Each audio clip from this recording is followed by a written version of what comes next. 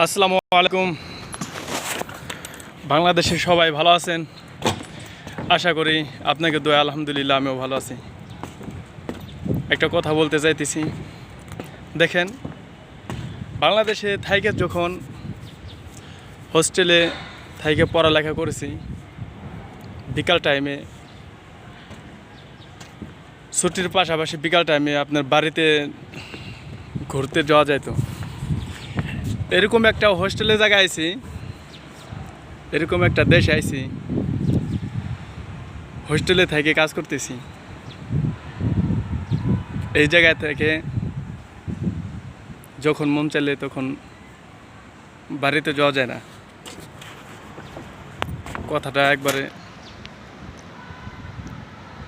কীরকম যেন হয়ে যায়। যাই হোক, সবাই ভালো ভালো থাকেন। আলহামদুলিল্লাহ কাজ করতেছি। আপনারা যারা কানেকশনের কাজ ভালো পারেন বা আর কিছু কিছু আদার সাইডের কাজ যারা জানেন টুকটাক, তারা আসবেন এই কম্বোডিয়া। 26 সালে ঢুকবেন।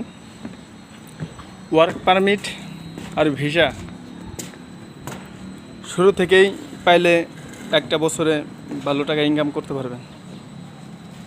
কিন্তু প্রথম বছরে ওটা কষ্ট হবে দেনাদারি শোধ করতে। পরবর্তী থেকে আপনি কিছু একটা করতে পারবেন। আকামার আর ভিসার দাম বেড়ে গেছে তো 25 সালে এটা। যাই হোক, সবাই ভালো থাকেন, সুস্থ থাকেন। আসসালামু আলাইকুম।